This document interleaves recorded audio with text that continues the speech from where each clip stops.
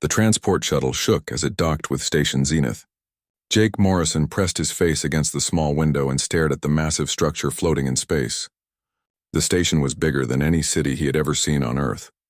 Silver towers stretched in all directions, connected by glowing bridges that pulsed with energy. This was the Galactic Military Academy, and he was about to become its first human student. Jake grabbed his single bag and followed the other passengers off the shuttle. The moment he stepped into the docking bay, he knew he was different. Dozens of alien beings moved around him, but they all stopped to stare. Some had blue skin and 4 arms. Others looked like walking crystals that sparkled in the artificial light. A few appeared to be made of liquid metal that shifted and flowed as they moved. Nobody looked like Jake. Nobody looked human. A voice boomed across the docking bay. "New cadets, follow the green line to Orientation Hall 7. Jake looked down and saw a bright green stripe painted on the floor. He joined a group of about 30 other beings, all heading in the same direction. The orientation hall was enormous.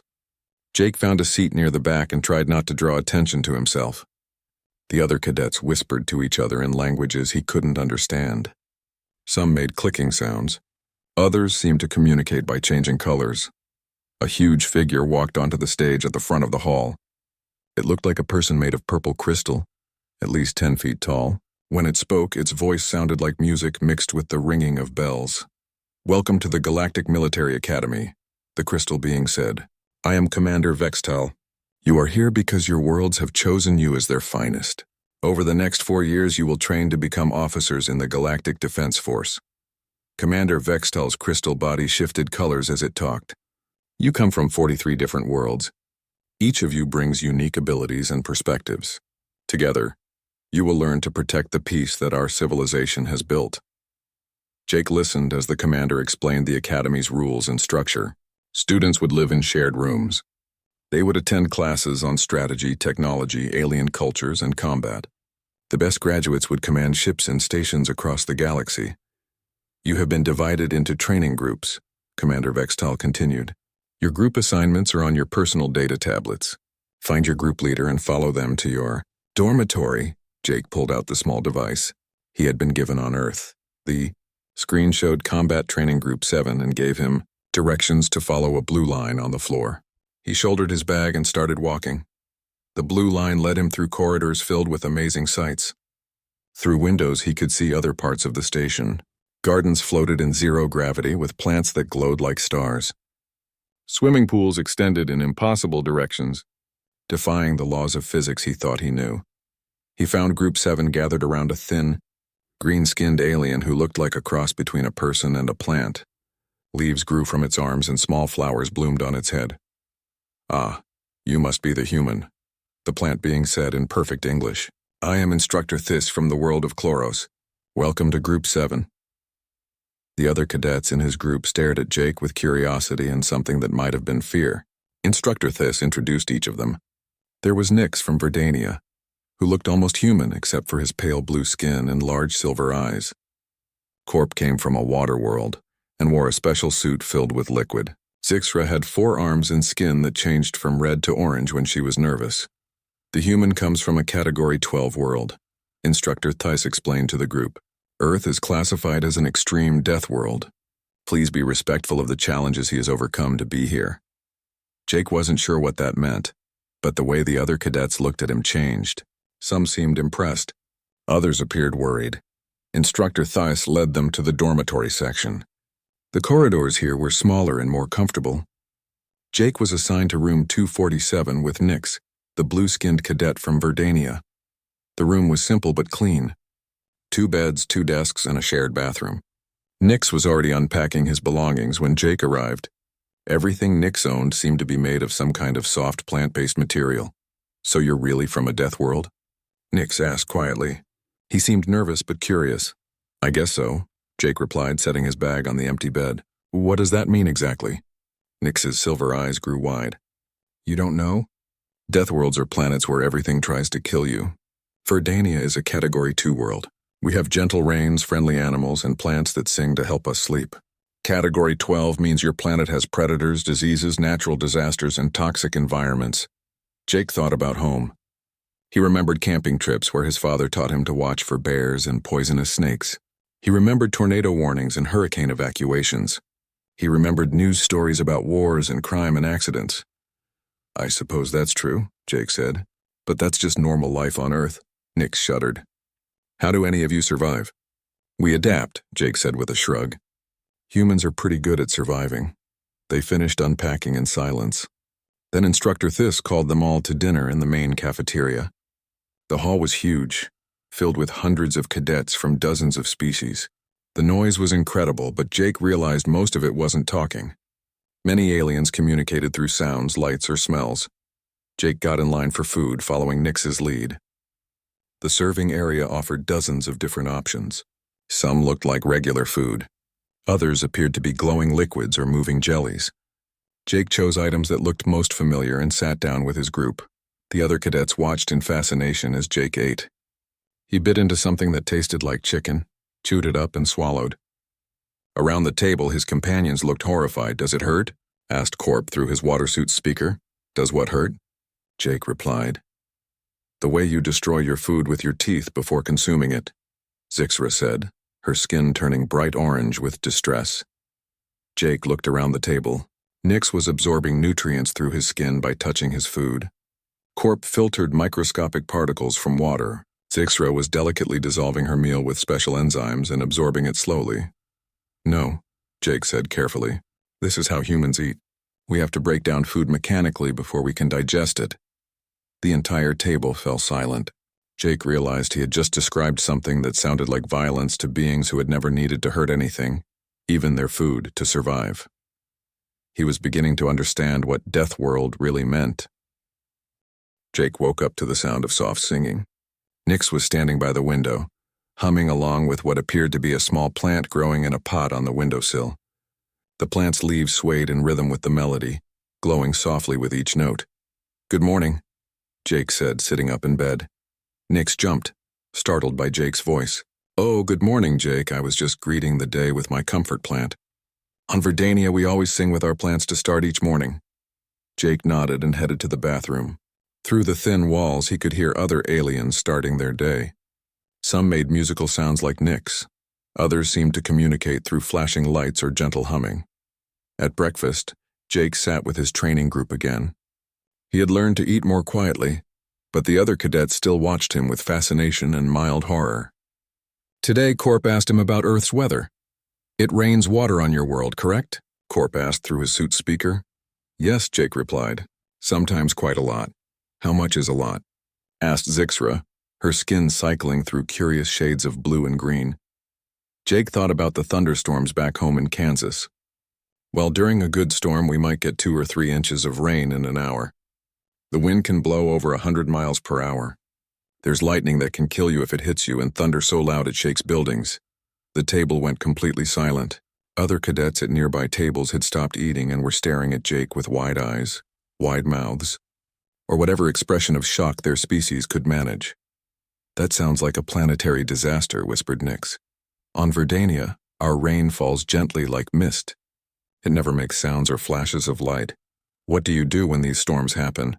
asked a cadet named Flexer, who had stretched his rubbery neck over from another table to listen. "We go inside and wait for it to pass," Jake said. "Sometimes we watch it through the windows. It's actually pretty beautiful." "You watch the disaster?" Flexer's neck wobbled with disbelief. "It's not really a disaster," Jake explained. "It's just weather. The plants need the water, and the lightning puts nitrogen in the soil. It's part of how our planet works." More cadets had gathered around to listen. Jake was starting to feel uncomfortable with all the attention, but their curiosity seemed genuine rather than hostile. "Tell us about the animals on your world," said a floating, jellyfish-like being named Driftel. Jake thought carefully about how to explain Earth's wildlife to beings who had never experienced predators. "Well, we have lots of different animals. Some are friendly, like dogs and cats that live with humans as companions. Others are dangerous and we have to be careful around them." "Dangerous how?" asked Nix. "Bears are really big and strong with sharp claws and teeth. They can weigh 800 pounds and run 30 miles per hour. Sharks live in the ocean and have rows of razor-sharp teeth designed for cutting through meat and bone. Some snakes inject venom that can kill a human in minutes. The crowd of listening cadets had grown larger. Many of them were making distress sounds or displaying fear colors. A few had backed away from Jake as if he might be dangerous himself. But how do humans survive with such creatures? Asked Driftall, floating nervously near the ceiling. We're smart about it, Jake said. We learn which animals are dangerous and how to avoid them. We use tools and weapons when we need to. We work together to protect each other. And we're pretty tough ourselves. After breakfast, Jake's group went to their first physical training class. Instructor Zephyr was a tall, thin alien with 6 legs and skin like metal armor. The gymnasium was huge, filled with obstacle courses, climbing walls, and strange machines Jake didn't recognize. Today we will test your basic physical capabilities, Instructor Zephyr announced. Each species has different strengths. We need to understand what you can do before we begin training. The first test was a simple run around the gymnasium. Jake started jogging at what felt like a comfortable pace. Within a few seconds, he realized he was pulling ahead of the other cadets. Most of them seemed to be moving as fast as they could, but Jake felt like he was barely warming up. He slowed down, not wanting to show off, but Instructor Zephyr noticed. Cadet Morrison, please maintain your natural pace, the instructor called out. Jake picked up speed again. By the time he completed the circuit, he was nearly a full lap ahead of everyone else. He wasn't even breathing hard. The next test was climbing. A 30-foot wall with handholds and footholds stretched up toward the ceiling. Jake had done rock climbing back on Earth, so this looked easy. He scaled the wall quickly, using his legs to push and his arms to pull. His bone density, evolved in Earth's heavier gravity, made the exercise feel effortless. Below him, other cadets struggled with the climb. Nix made it about 10 feet before his arms gave out. Corp couldn't climb at all in his water suit. Zixra did better with her 4 arms, but moved very slowly and carefully. The final test was reaction time. Instructor Zephyr activated a machine that shot soft foam balls at the cadets from random directions. They were supposed to catch or dodge as many as possible. Jake found himself moving almost without thinking. His eyes tracked multiple balls at once, his body shifting and ducking automatically. He caught some balls while dodging others, his movements fluid and precise. Growing up on Earth had taught him to always watch for danger from any direction. When the test ended, Jake had avoided or caught every single ball. No other cadet had managed more than half. Instructor Zephyr approached him after class. Cadet Morrison, your performance is quite unusual. Your reflexes and endurance exceed normal parameters for most species. I'm sorry, Jake said, worried he had done something wrong. Should I have held back? No, the instructor replied. This is valuable data. We need to understand the capabilities of Deathworld inhabitants. Your evolution on such a harsh planet has given you remarkable physical advantages. As Jake walked back to his dormitory, he noticed other cadets whispering and pointing at him. Some seemed impressed, but others looked worried or even frightened. He was starting to understand that being from a Deathworld made him very different from everyone else here. That evening, Nix asked him more questions about Earth while they studied in their room. Do you miss your dangerous planet? Nix wondered. Jake thought about home. He missed his family and friends. But he also missed the feeling of rain on his face during a storm. He missed hiking in the mountains where bears lived, knowing that the danger made the beauty more precious. Yeah, Jake said quietly. I do miss it. The danger isn't really danger when you grow up with it. It's just life. And it makes you appreciate the peaceful moments more. Nix's silver eyes studied Jake's face. I think I'm beginning to understand why the Galactic Council wanted humans in the Academy. You see threats and opportunities that we never could. Jake hoped Nix was right because he was starting to realize that not everyone at the Academy was happy to have a Deathworld cadet among them. 3 weeks into his time at the Academy, Jake found himself in advanced combat simulation class. The room looked like something from a science fiction movie, with holographic projectors creating realistic battlefields that could change in seconds. Today's exercise was a team mission against overwhelming odds. Jake's team included Nix, Zixra, and 2 other cadets he was getting to know. Kethal came from a desert world and looked like a humanoid lizard with golden scales. Rimdock was from a high-gravity planet, shorter than Jake but incredibly strong and dense. Their mission was simple in concept but difficult in execution. They had to defend a strategic position against waves of holographic enemies while protecting civilian evacuation routes. Most teams had failed this simulation within the first 10 minutes. Remember, said Instructor Zephyr before starting the exercise, the goal is not just to fight, but to think. Your enemies will adapt to your tactics. You must adapt faster. The simulation began. Jake and his team found themselves on a hillside overlooking a small town. In the distance, they could see enemy forces approaching. Dozens of armored vehicles and hundreds of infantry units. We should set up defensive positions on the high ground, suggested Kethal. Following standard academy doctrine, Jake studied the terrain more carefully. The hillside offered good visibility but little cover. The enemy had superior numbers and firepower. A traditional defense would be overrun quickly. What if we don't defend? Jake said quietly. What do you mean? Asked Nix. Look at the terrain, Jake explained, pointing at the simulation. There's a narrow canyon to the east. If we can force the enemy through there, we can use the bottleneck to even the odds. But we have to make them think we're retreating in panic. Zixra's skin shifted to worried orange. That sounds like running away. It's not running away, Jake said. It's choosing where to fight. On Earth, we call it tactical withdrawal. You give up ground to gain advantage. Rimdoc nodded slowly. High-gravity world combat doctrine includes similar strategies. Resources are always limited. Efficiency matters more than honor. Jake's plan was risky. They would have to appear to flee in disorder while actually conducting a careful withdrawal to the canyon. Then they would need to hold a much smaller space against a concentrated attack. The team decided to try it. When the enemy forces reached the town, Jake's team fired a few shots and then began what looked like a panicked retreat. They left behind equipment and appeared to stumble over each other in their hurry to escape. The enemy took the bait. Confident in their easy victory, they pursued Jake's team directly into the canyon. Once the enemy was committed to the narrow passage, Jake's team turned and fought from prepared positions. The bottleneck worked perfectly.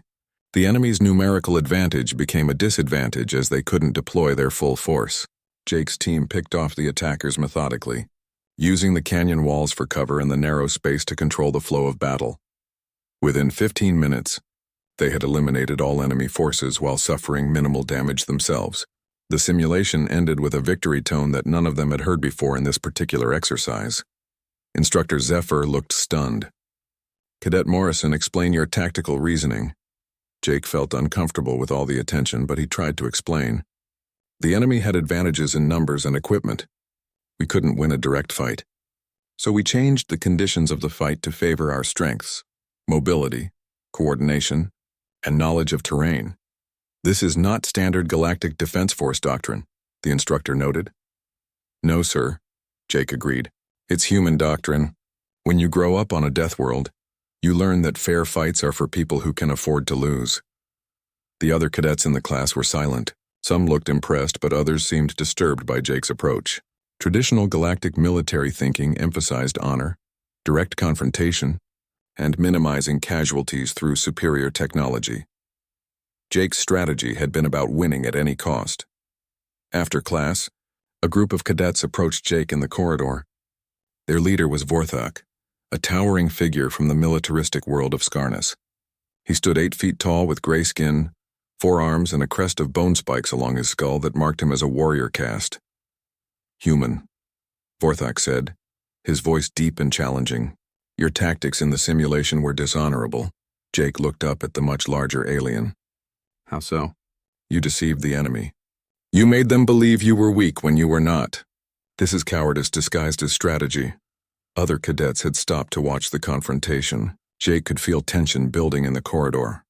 The mission was to protect the civilians and defeat the enemy, Jake said calmly. We did both with minimal losses. How is that dishonorable? A true warrior faces his enemies directly, Vorthok declared, his bone crest flaring with aggressive colors. He does not skulk and hide like a scavenger. Jake felt his temper rising but tried to keep his voice level. On Earth, we've learned that dead heroes don't protect anyone. Sometimes the smart choice is better than the brave choice. Earth, Vorthok spat. A barbaric mudball that produces nothing but violence-addicted primitives. Your people know only destruction because that is all your savage world taught you. The corridor had gone completely quiet. Jake felt something cold and dangerous stir in his chest.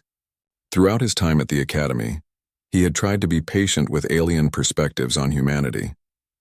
But insulting his entire species and his home world crossed a line. Take that back, Jake said quietly. Vorthok laughed, a harsh sound like grinding metal. Or what, Deathworlder? Will you show your true nature? Will you prove that humans are exactly the savages we know you to be? Jake took a step forward. Despite being 2 feet shorter than Vorthak, something in his posture made the larger alien step back slightly. Earth didn't make us savages, Jake said, his voice deadly calm. It made us survivors. And sometimes, people who've never had to survive don't understand the difference. Is that a threat? Vorthak demanded. It's education, Jake replied. Vorthak's forearms flexed and his bone crest flushed deep red with rage. Perhaps it is time someone taught the human proper respect. The combat training hall, 1 hour. We will settle this with honor. Jake knew he should walk away. He should report this to the instructors and let the Academy's disciplinary system handle it. But weeks of whispers, stares, and barely concealed fear from his fellow cadets had worn down his patience. Fine, Jake said. 1 hour. As the crowd dispersed and Jake walked toward his dormitory, Nix caught up with him. Jake, this is a bad idea, his roommate said urgently. Vorthak is trained in Scarnesian combat arts. He's stronger than you and has 4 arms. I know, Jake replied. Then why are you doing this? Jake stopped walking and looked at his friend. Because someone needs to stand up for Earth and humanity. I'm the only human here. If I don't do it, who will? What Jake didn't know was that word of the challenge was spreading throughout the Academy. By the time he reached the combat training hall, it wouldn't be just Vorthak waiting for him. Jake walked into the combat training hall exactly 1 hour later. The room was larger than he expected, with soft mats covering the floor and protective barriers around the walls. What surprised him was the crowd. Word had spread about the challenge, and dozens of cadets from different species had gathered to watch. Vorthak stood in the center of the hall, stretching his forearms and flexing his muscles. His bone crest was bright red with anticipation. But he wasn't alone. 9 other cadets stood with him, representing different species and different grievances against the human newcomer. Jake recognized some of them. Flexor was there, his rubbery body coiled with tension. Krixta from the ice world of Frozen had come, her crystalline skin gleaming under the lights. Others Jake had never spoken to before, but all wore expressions of challenge and contempt. What is this? Jake asked, stopping just inside the door. A lesson, Vorthak replied with a cruel smile. You claim humans are survivors. Let us see how 1 deathworlder survives against 10 civilized beings. Jake looked around the hall. Instructor Zephyr was present, along with other faculty members. None of them moved to stop what was happening. Academy regulations permit consensual combat training between cadets, Instructor Zephyr announced formally. All participants must agree to the terms. No weapons, no permanent damage, fight continues until unconsciousness or surrender. Jake realized this was a setup. The other cadets had planned this, using Academy rules to create a legal way to hurt him. He could back down, claim unfair odds, and walk away. But every cadet in the Academy would know that the human had run from a fight. Do you accept these terms? Instructor Zephyr asked him. Jake looked at his opponents. They were bigger, stronger, and had advantages he couldn't match. Vorthak alone outweighed him by 100 pounds and had twice as many arms. The others brought their own unique abilities: speed, flexibility, natural armor, energy projection. But they had all grown up on safe worlds. They had learned combat as an art, a sport, a formal discipline with rules and honor codes. Jake had grown up on Earth where survival wasn't about fairness or honor. It was about adapting faster than whatever was trying to kill you. I accept, Jake said quietly. The 10 cadets spread out around him in a loose circle. Jake moved to the center of the mat, turning slowly to keep them all in sight. His heart rate was elevated but controlled. His breathing was steady. He felt the familiar calm that came over him in dangerous situations, a state his human ancestors had developed over millions of years of evolution. Last chance to surrender with dignity. Human, Vorthak called out. Jake didn't reply. He was studying his opponents, reading their body language, identifying threats and opportunities. Vorthak was the obvious leader, but also the most predictable. Flexor could stretch and reshape his body in unexpected ways. Krixta's crystalline form would be hard to damage, but probably brittle under the right kind of stress. Vorthak attacked first, charging forward with all 4 arms reaching for Jake. The Scarnesian moved fast for his size, but to Jake the attack seemed telegraphed and slow. Growing up dodging Earth's predators had given Jake reflexes that operated faster than conscious thought. Jake stepped aside and let Vorthak's momentum carry him past. As the larger alien stumbled, Jake delivered what he considered a light tap to the back of Vorthek's knee. The human strike, powered by bones and muscles adapted to Earth's gravity, sent the 8-foot warrior crashing to the mat with a sound like thunder. The other 9 opponents hesitated for a moment, shocked by how easily their leader had been dropped. That moment of hesitation was all Jake needed to take control of the fight. Flexor tried to wrap his stretchy arms around Jake from behind. Jake grabbed the rubbery appendages and used Flexor's own flexibility against him, spinning the alien around and releasing him to crash into Krixta. Both cadets went down in a tangle of limbs and confusion. 2 more opponents rushed Jake simultaneously from different directions. On Earth, humans had learned to track multiple threats at once, a survival skill developed by ancestors who faced pack hunters and had to watch for danger from every angle. Jake ducked under one attacker while sidestepping the other, letting them collide with each other instead of him. The remaining cadets began to panic. They had expected to overwhelm the single human through superior numbers. Instead, they were defeating themselves while Jake barely seemed to be trying. But Jake's real advantage wasn't physical. It was psychological. Every alien in the hall had grown up in safety. When things went wrong, they experienced genuine fear and confusion.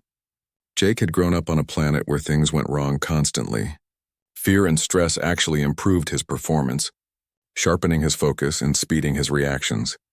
An insect-like cadet named Buzzek tried to use his natural speed advantage, darting around Jake in quick circles while striking with blade-sharp forearms. Jake didn't try to catch the fast-moving alien. Instead, he predicted Buzzek's pattern and positioned himself where the cadet would be, not where he was. When Buzzek completed his next circle, Jake was waiting with a perfectly timed strike that sent the insectoid spinning across the mat. A heavy-world cadet called Stangar relied on his natural armor and tremendous strength. He lumbered toward Jake like a walking mountain, confident that his rocky hide would protect him from any human attack. Jake didn't try to punch through the armor. Instead, he struck precisely at the joints where the armor plates met, finding the soft spots that every biological creature needed for movement. One by one, Jake systematically defeated his opponents. Not through brutality or excessive force, but through superior adaptation and tactical thinking. He used their own advantages against them, turned their expectations into weaknesses, and exploited every opening they gave him. The fight that was supposed to humiliate the human lasted less than 5 minutes. When it was over, 10 alien cadets lay unconscious or immobilized on the training mat while Jake stood in the center, barely breathing hard, his expression more concerned than triumphant. The silence in the hall was absolute. Jake looked around at the watching crowd and realized that every alien face showed the same expression, shock mixed with something that might have been fear. "Is everyone okay?" Jake asked, kneeling beside Nix, who had tried to help the others and gotten caught in the chaos. Instructor Zephyr approached slowly, as if Jake might be dangerous. "Cadet Morrison, are you injured?" "No, sir," Jake replied. "But I think some of them need medical attention." As Academy medical staff rushed in to treat the defeated cadets, Jake noticed how they looked at him, like he was a predator they didn't understand. He had tried to hold back, to use only enough force to end the fight quickly. But what seemed like restraint to a human apparently looked like terrifying efficiency to beings who had never faced real violence. Jake walked toward the exit, wanting to escape the stares and whispers that were already beginning, but he paused at the door and turned back to address the crowd. "I didn't want this fight," he said clearly. "But if anyone else thinks humans are savages who only know destruction, you're wrong. We're people who learn to survive in a dangerous universe, and sometimes that makes us the ones who can protect those who never had to learn how." With that, Jake left the hall, unaware that security cameras had recorded everything and that his words and actions would soon be analyzed by military leaders across the galaxy. The disciplinary hearing took place in the Academy's main conference room 3 days later. Jake sat alone at a small table facing a panel of 5 senior officers from different species. Commander Vextal presided over the hearing, his crystal body dim with what Jake had learned was a sign of serious concern. Behind Jake, the gallery was packed with cadets, instructors, and even some visiting officials from various worlds. The security footage of the fight had been transmitted across the galaxy, sparking debates about humanity's place in civilized space. "Cadet Morrison," Commander Vextal began, his musical voice more formal than usual, You stand accused of excessive force against 10 fellow cadets. How do you respond to this charge? Jake stood up slowly. He had spent 3 days thinking about what to say, watching his fellow cadets avoid him in the corridors and dining hall. Even Nix had been quiet and distant, though Jake suspected that was more from confusion than fear. Sir, I responded to a challenge using the minimum force necessary to end the conflict without causing permanent harm. Jake said clearly, I followed Academy regulations for consensual combat training. Dr. Kithra, the xenopsychologist, leaned forward. Her tentacled face writhed with what Jake had learned was concentration. Cadet Morrison, our analysis of the footage shows that you never lost control during the altercation. Every action was calculated, measured, and precise. This level of combat efficiency is disturbing to many species. Ma'am, I was taught to stay calm under pressure, Jake replied. Losing control in a dangerous situation gets people killed. But this was not a life-or-death situation, interjected Admiral Quantar, a floating gas being from the cloud cities of Nimbus. It was a training exercise between students. Your response was disproportionate to the threat. Jake felt frustration building in his chest, but he kept his voice steady. With respect, sir, 10 opponents against 1 is always a life-or-death situation. The only reason nobody was seriously hurt is because I controlled the fight from the beginning. The panel exchanged glances, or whatever passed for glances among their various species. Commander Vextel's crystal body flickered through several colors before settling on a pale blue. The Galactic Council has been in emergency session since the footage was released, the commander said. Some members are calling for Earth's immediate quarantine. They argue that Deathworld inhabitants are too dangerous for civilized space. Jake's heart sank. He had come to the Academy, hoping to prove that humans could contribute to galactic civilization. Instead, he had apparently confirmed every fear about his species. However, Commander Vextal continued, other council members have reached different conclusions.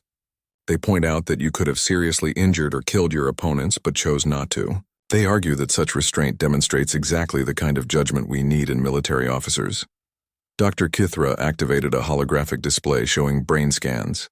During the fight, your stress hormones actually decreased as the situation became more dangerous. Most species show elevated fear responses when threatened. You showed what we can only call adaptive aggression, a state where danger improves performance rather than degrading it. Is that bad? Jake asked. It's terrifying, Dr. Kithra replied honestly. It suggests that humans evolved for constant warfare. But it's also remarkable. Your species developed the ability to function optimally under conditions that would paralyze most others. Admiral Quantar's gaseous form swirled with what Jake recognized as deep thought. The question before us is whether this makes humans too dangerous to integrate or too valuable to ignore.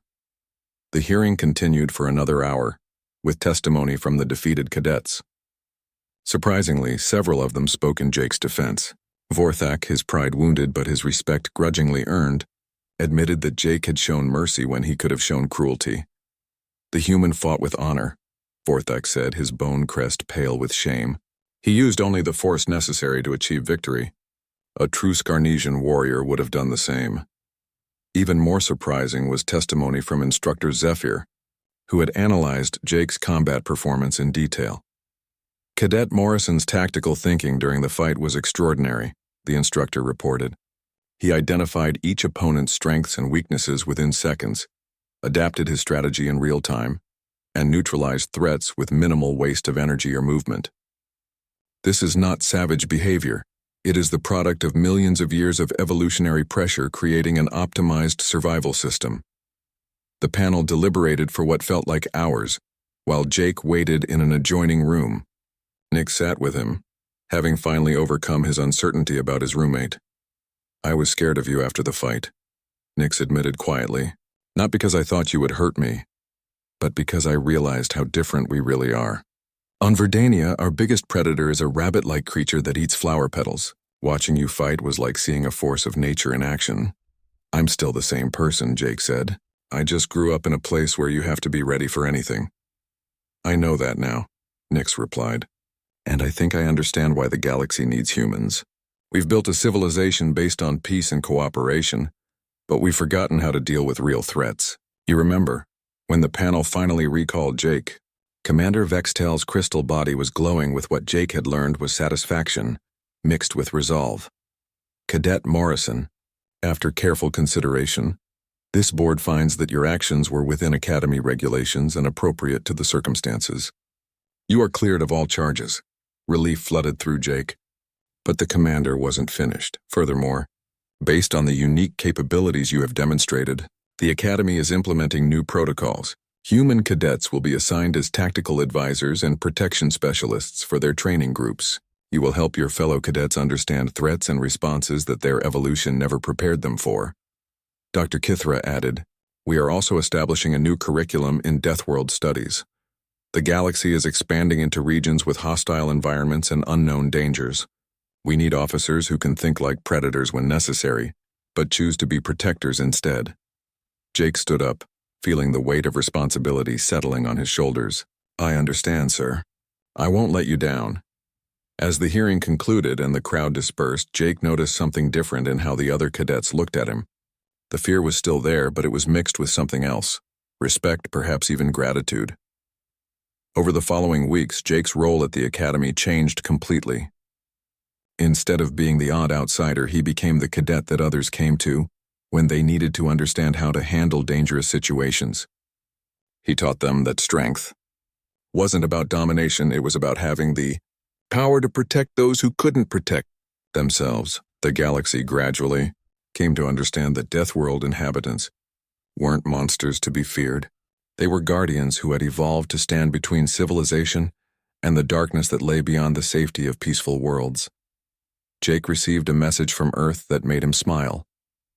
His father had written, "Heard about your fight on the news. Your mother says to tell you that you represented our family and our planet with honor. But next time, try talking first. Sometimes the strongest thing you can do is walk away from a fight you don't need to win." Looking out at the stars from his dormitory window, Jake realized that his father was right. Earth had taught him to survive, but the Academy was teaching him something equally important: when to use his strength and when to hold it back. The galaxy was vast and full of wonders, but it was also full of dangers that peaceful species couldn't imagine. Humans like Jake would stand guard at the edges of civilization, ready to face whatever threats emerged from the unknown, not because they were savage, but because someone had to be strong enough to protect those who chose to remain gentle. And that, Jake thought, was exactly the kind of responsibility that a Deathworld had prepared him to handle.